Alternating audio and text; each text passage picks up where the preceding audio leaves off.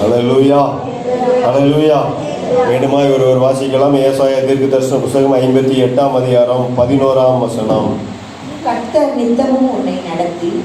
நித்தமும் உன்னை நடத்தி மகா வறட்சியான காலங்களில் உன் ஆத்துமாவை திருப்தியாக்கி உன் எலும்புகளை நினமுள்ளதாக்குவார். நீ நீர்ப்பாய்ச்சலான தோட்டத்தைப் போலவும் வற்றாத நீரூற்றைப் போலவும் இருப்பாய். ஹல்லேலூயா. 2024ஆம் ஆண்டிற்காய் தேவனுடைய சமூகத்திலே காத்திருந்த பொழுது தேவன் அடியனுக்கும் உங்களுக்கும் நம்முடைய சபை மக்களுக்கும் தேவன் கொடுத்த வார்த்தை என்னவென்றால், நீ நீர்ப்பாய்ச்சலான தோட்டத்தை போலவும் வற்றாத நீரூற்றை போலவும் இருப்பாய். ஹல்லேலூயா. இந்த ஆண்டு முழுவதும் ஒரு நீர்ப்பாய்ச்சலான தோட்டத்திற்குரிய அனுபவத்தை தேவன் உங்க வாழ்க்கையிலே கொடுக்க போகிறார். வற்றாத நீரூற்றை போல இருக்கிற ஒரு அனுபவமான ஒரு வாழ்க்கையை தேவன் உங்க வாழ்க்கையிலே கொடுக்க போகிறேன் என்று தேவன் உங்களுக்கும் எனக்கும் நம்முடைய சபை மக்களுக்கும் தேவன் வாக்கு பண்ணி இருக்கிறார். ஹல்லேலூயா. இந்த 2024ஆம் ஆண்டிலே நீங்கள் நீர்ப்பாய்ச்சலான தோட்டத்தை போலவும் வற்றாத நீரூற்றை போலவும் இருப்பீர்கள். ஹல்லேலூயா, ஹல்லேலூயா. நீர்ப்பாய்ச்சலான தோட்டத்துக்குரிய அனுபவம் உங்க வாழ்க்கையிலே உண்டாக போகிறது. எரேமியா தீர்க்கதரிசன புத்தகம் 31ஆம் அதிகாரம் 12ஆம் வசனத்தை நாம் வாசித்து பார்க்கும் பொழுது, கர்த்தர் அருளும் கோதுமை, திராட்சை ரசம், எண்ணெய், ஆட்டுக்குட்டிகள், கன்றுக்குட்டிகள் என்பவைகளாகிய இந்த நன்மைகளுக்காக ஓடி வருவார்கள். அவர்களுடைய ஆத்துமா நீர்ப்பாய்ச்சலான தோட்டத்தை போல் இருக்கும். அவர்கள் இனி தொய்ந்து போவதில்லை. ஹல்லேலூயா. அப்ப நீர்ப்பாய்ச்சலான தோட்டத்தின் அனுபவம் என்ன அப்படின்னு பார்த்தீங்கன்னா, கர்த்தர் அருளும் நன்மைகள். கர்த்தர் ஒரு மனிதனுக்கு அருளுகிற நன்மைகள் அவருடைய வாழ்க்கையிலே, அவருடைய ஆத்துமாவிலே ஒரு நீர்ப்பாய்ச்சலான தோட்டத்தை போல் இருக்கிற ஒரு அனுபவத்தை கொண்டு வருகிறதா இருக்கிறது. அப்ப இந்த ஆண்டு முழுவதும் கர்த்தர் அருளுகிற நன்மைகளினாலே தேவன் உங்களையும் என்னையும் திருப்தியாக்க போகிறார். ஹல்லேலூயா. அவர் அருளுகிற நன்மை உங்களையும் என்னையும் நீர்ப்பாய்ச்சலான தோட்டத்தை போல இருக்கிற ஒரு அனுபவத்திற்குள்ளாக தேவன் நம்மை கொண்டு வர போகிறது. ஹல்லேலூயா. அப்ப நீர்ப்பாய்ச்சலான தோட்டமும் வற்றாத நீரூற்றை போலவும் இருப்பதற்காகவே தேவன் உங்களையும் என்னையும் தேவன் ஆசீர்வதிக்க விரும்புகிறார். அப்பேற்பட்ட ஒரு மகிமையான ஒரு வாழ்வை, ஆசீர்வாதமான ஒரு வாழ்வை தேவன் கொடுக்க உண்மை உள்ளவராயிருக்கிறார், வல்லவராயிருக்கிறார். அதைத்தான் உங்களுக்கும் எனக்கும் வாக்கு பண்ணி இருக்கிறார். ஹல்லேலூயா, ஹல்லேலூயா. இந்த ஆண்டு மிகுந்த பலனும் அதாவது ஒரு தோட்டம் அப்படின்னாலே தோட்டத்துல எப்படி அதோடைய இதெல்லாம் பசுமையா இருக்கும், இலைகள் எல்லாம் பசுமையா இருக்கும். நீர்ப்பாய்ச்சலான தோட்டம் என்பது பசுமையான தோட்டமான கனி அந்தந்த காலத்துல கனி கொடுக்கும். அந்தந்த காலத்துல எதிராது இருக்கிற மரத்தை போல் இருப்பான்னு சொன்னது போல அவன் கனி கொடுக்கிறவனாய் இருப்பான். தேவன் அவ்விதமான ஒரு அனுபவத்திற்குள்ளாக இந்த ஆண்டு முழுவதும் நடந்த தேவன் உண்மை உள்ளவராய் இருக்கிறார். தேவன் அருளும் நன்மைகள் உங்களுடைய ஆத்மாவை நீர்ப்பாய்ச்சலான தோட்டத்தை போல மாற்றுகிறதா இருக்கிறது. ஹல்லேலூயா, ஹல்லேலூயா. எந்த ஒரு நன்மையான ஈவும் பூர்ணமான வரமும் பரத்திலிருந்து உண்டாகி ஜோதிகளின் பிதாவின் இடத்திலிருந்து இறங்கி வருகிறது. அவரிடத்தில் யாதொரு மாறுதலும் வேற்றுமை நிழலும் இல்லை என்று வேதம் சொல்கிறது. எந்த நன்மை பரத்திலிருந்து உண்டாகி ஜோதிகளின் பிதாவாகிய தேவனிடத்திலிருந்தே உங்களுக்கும் எனக்கும் வருகிறது. அதனாலே நம்முடைய ஆத்மா நீர்ப்பாய்ச்சலான தோட்டத்தை போல இருக்கிறது. ஹல்லேலூயா. 2023ஆம் வருஷத்துல பார்த்த எந்த காரியங்களும் உங்க வாழ்க்கையில நடக்க போவது இல்லை. இனிமே தேவன் உங்க வாழ்க்கையில ஒரு சுகமான வாழ்வு, மிகுந்த பலனுக்கு ஏதுவான வழியிலே தேவன் உங்களை வழிநடத்த சித்தமாக இருக்கிறார். ஹல்லேலூயா, ஹல்லேலூயா. நம்ம அந்த 2024ஆம் ஆண்டிலே 1ஆம் தேதியிலே தியானித்த வசனங்களை கொஞ்சம் நம்ம ஞாபகப்படுத்தி விட்டு இந்த நாளுடைய செய்திக்காக செல்லலாம் என்று நான் விரும்புகிறேன். முதலாவதாக தேவன் நம்மத்திலே சொன்ன வார்த்தை ஏசாயா தீர்க்கதரிசன புஸ்தகம் 5ஆம் அதிகாரம் 1ஆம் வசனத்தின்படி யாராவது ஒருவர் வாசிங்கள். ஏசாயா தீர்க்கதரிசன புஸ்தகம் 5ஆம் அதிகாரம் 1ஆம் வசனம். இப்பொழுது நான் என் நேத்திரத்தில் அவருடைய திராட்சை தோட்டத்தை குறித்து என் நேசருக்கேற்ற ஒரு பாட்டை பாடுவேன்.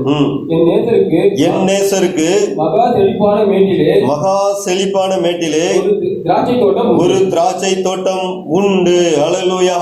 என் நேசருக்கு ஒரு திராட்சை தோட்டம் உண்டு, அது மகா செழிப்பான மேட்டிலே இருக்கிறது. என் நேசருக்கு ஒரு தோட்டம் உண்டு, நீங்களும் நானும் அவருடைய நீர்ப்பாய்ச்சலான தோட்டத்தை போல இருப்பாய் என்று உங்களுக்கு எனக்கு வாக்கு பண்ணி இருக்கிறார். அந்த தோட்டம் நீங்களும் நானும் தான். அந்த தோட்டத்தை தேவன் மகா செழிப்பான உயர்ந்த மேட்டிலே வைத்திருக்கிறார்.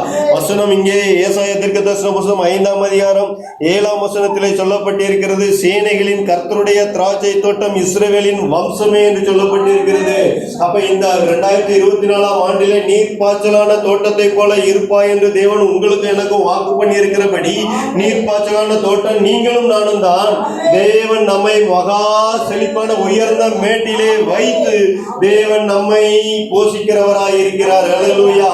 அப்ப முதலாவதாக நம்ம சொன்னோம், தேவன் நம்மை ஒரு உயர்ந்த ஸ்தானத்திற்கு, ஒரு உயர்ந்த இடத்திற்கு கொண்டு வந்து ஒரு ஆசீர்வாதமான வாழ்வை இந்த ஆண்டு தேவன் நமக்கு தருவார். இந்த நாளிலிருந்து அவர் தருவார் என்று நம்ம தியானித்தோம். ஏனென்றால் அவருடைய நீர்ப்பாய்ச்சலான தோட்டம் என்பது அவர் நம்மைத்தான் அவர் வாக்கு பண்ணியிருக்கிறார், நம்மை குறித்து தான் அவர் சொல்லி இருக்கிறார். நம்ம வாழ்க்கையில அதை நம்ம எதிர்பார்க்கிறது மட்டுமில்லை, இந்த ஆண்டு நமக்கு ஒரு பெரிய உயர்வை கொடுக்க தேவன் உண்மை உள்ளவராய் இருக்கிறார்.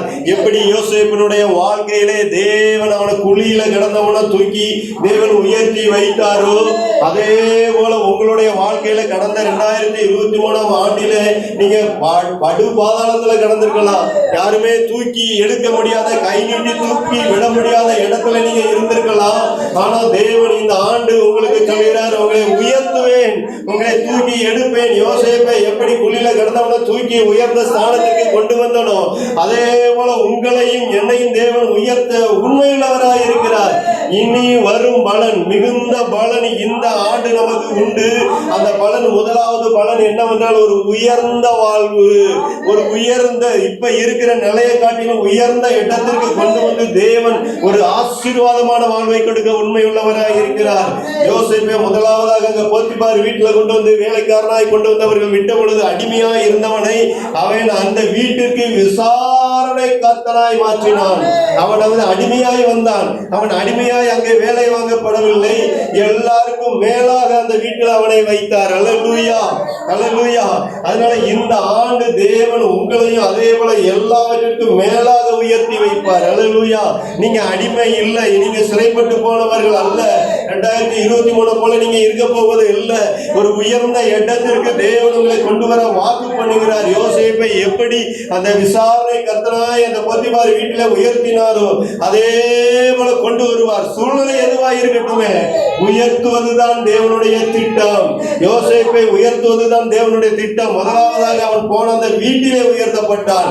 அதற்கடுத்து சிறைச்சாலைக்கு சென்ற பொழுதும் சிறைச்சாலையிலையும் அவன் உயர்த்தப்பட்டான்.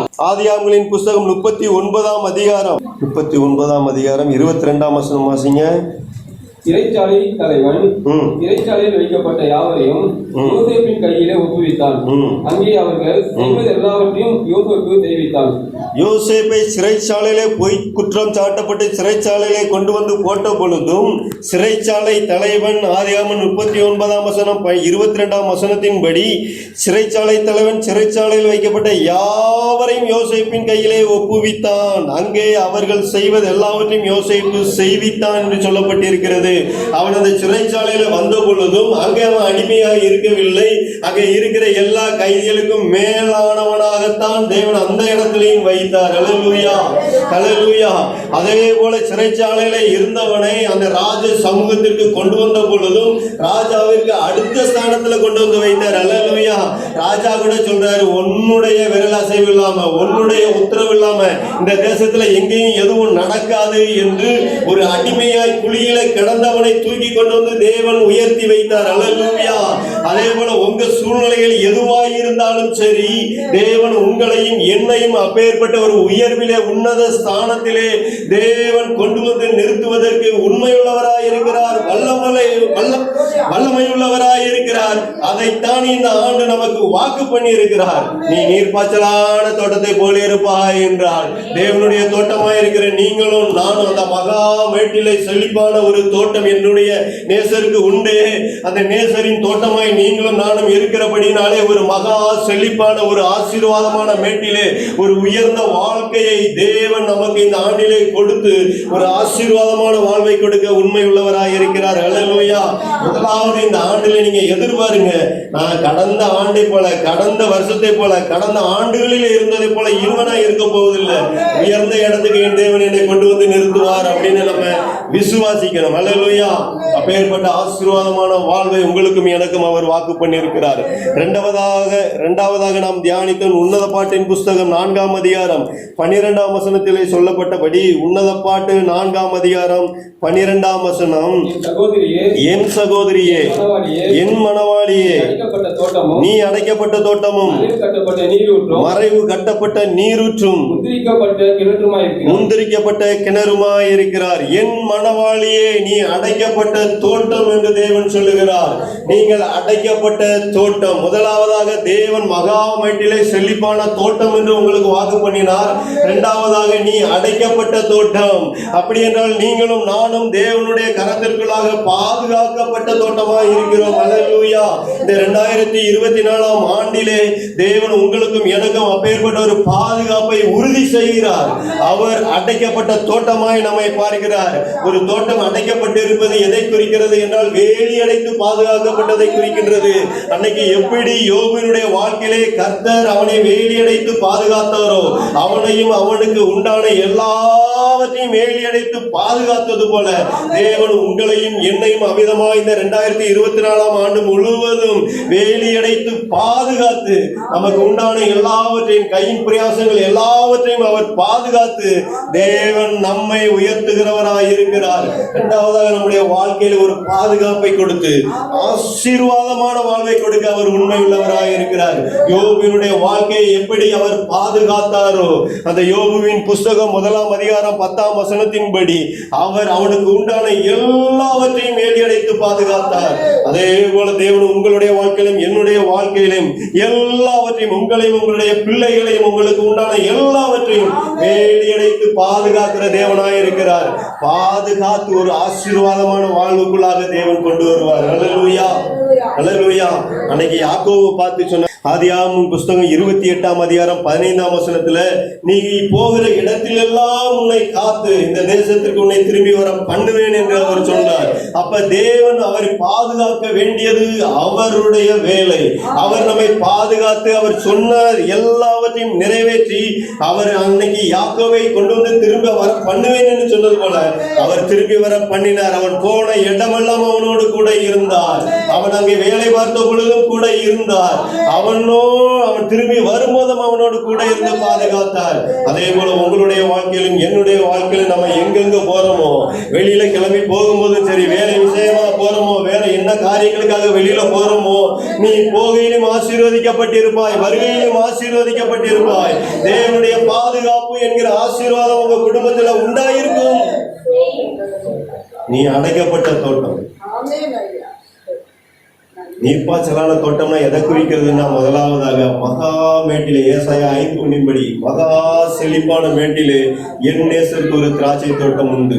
ஒரு உயர்ந்த வாழ்க்கைக்கு அடையாளமாய் தேவன் நம்மை ஒரு நீர்ப்பாய்ச்சலான தோட்டத்தை போல பார்க்கிறார். இரண்டாவதாக அடைக்கப்பட்ட தோட்டம் என்றால் உன்னத பாட்டு 4:12 தேவன் நம்மை ஒரு அடைக்கப்பட்ட தோட்டமாய், ஒரு வேலி அடைத்து அடைக்கப்பட்ட தோட்டமாய் பார்க்கிறார். ஏன்னா வேலி அடைச்சாதான் தோட்டத்துல மாடு மேயாது, ஆடு வராது, எதுவும் மிதித்து போடாது. அந்த அளவிற்கு தேவன் சத்துருக்களின் கிரிகள் நம்ம மேலே செயல்பட விடாதபடி தேவன் நம்முடைய அடைத்து கட்ட, வேலி அடைத்து பாதுகாப்பதற்கு அவர் உண்மையுள்ளவராய் இருக்கிறார். மூன்றாவதாக ஒரு தோட்டத்தை குறித்து அந்த நாளிலே பார்த்தோம். யோவான் எழுதின சுவிசேஷம் 19ஆம் அதிகாரம் 41ஆம் வசனத்திலே, யோவான் 19:41ஆம் வசனம் வாசிங்க. அவர் சிலுவையில் அறியப்பட்ட இடத்தில் ஒரு தோட்டமும் அந்த தோட்டத்தில் ஒரு காலம் ஒருவனும் வைக்கப்படாத ஒரு புதிய கல்லறையும் இருந்தது.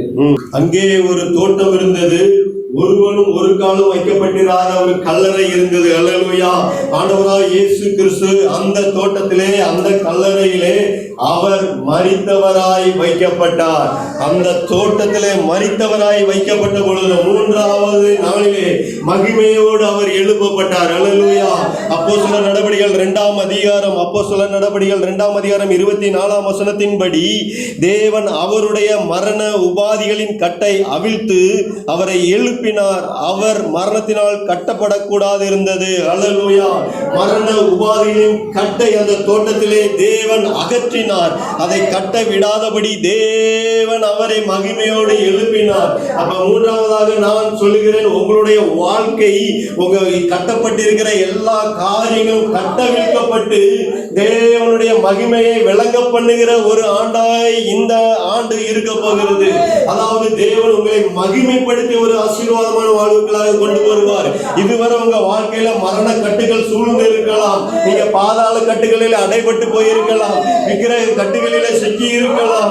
நீங்கள் மந்திரம் என்கிற கட்டுகளை சிக்கி இருக்கலாம். பிசாசு என்கிற கட்டுகளை சிக்கி இருக்கலாம். தேவன் உங்களையும் என்னையும் ஒரு நீர்ப்பாய்ச்சலான தோட்டத்தை போல பார்க்கிறபடினாலே இந்த மரண உபாதியின் கட்டுகள் உங்களை சூழ்ந்து கொள்ள போவதில்லை. தேவன் எல்லாவற்றிலிருந்து விடுவித்து தேவன் நம்மை மகிமைப்படுத்தும்படியாக அவர் எழுப்புவதற்கு உண்மையுள்ளவராக இருக்கிறார். இந்த 2024ஆம் ஆண்டில உங்க கட்டுகள் எல்லாவற்றையும் உடை தெரிவார். உங்களுக்கு எதிராக இருக்கிற போராட்டங்கள் எல்லாம் ஒன்றுமில்லாமல் போகும். உங்களுக்கு எதிராக அவர்களை எந்த பக்கம் வந்தாலும் சரி, உங்களுக்கு எதிராக நிற்க போவதில்லை.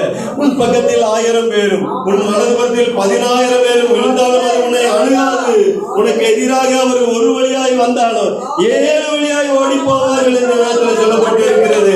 அதனால உங்க கட்டுகளை எல்லாம் இந்த ஆண்டு அவுத்து, கடந்த ஆண்டில் நீங்க பட்ட வேதனைகள், துன்பத்தின் கட்டு, வேதனையின் கட்டு, பற்றாக்குறையின் கட்டு, அதை மரண உபாதையின் கட்டு, வியாதியின் கட்டு, கடன் சுமையின் கட்டு, எதுவாய் இருந்தாலும் சரி, இந்த ஆண்டு எல்லா கட்டுகளையும் உடை தெரிந்து தேவன் உங்களை மகிமைப்பட செய்ய போகிறார். எப்படி ஆண்டவராய் இயேசு கிறிஸ்துவை அந்த தோட்டத்திலே மரித்தவராய் உள்ள வைத்த பொழுதும் மரண உபாதியின் கட்டுகளை உடை தெரிந்து தேவனாரை எழுப்பி மகிமைப்படுத்துவது போல உங்களையும் என்னையும் எல்லா கட்டுகளிலிருந்து உடை தெரிந்து தேவன் மகிமைப்படுத்த உண்மை உள்ளவராய் இருக்கிறார். அல்லேலூயா. இதை நம்ம வாழ்க்கையில எதிர்பார்க்கணும். இயேசு கிறிஸ்துவுக்கு செய்தார் என்றால் அதே கிரியையில உங்களுக்கு எனக்கு செய்ய உண்மை உள்ளவராக இருக்கிறார். அல்லேலூயா. அதனால நீங்களும் நானும் அவருடைய தோட்டம், மகா செழிப்பான மேட்டிலே உள்ள ஒரு தோட்டம், அடைக்கப்பட்ட ஒரு தோட்டம், மகிமை நிறைந்த ஒரு தோட்டம். அதனால நீங்க 2024 குறித்து பயப்படவே கூடாது.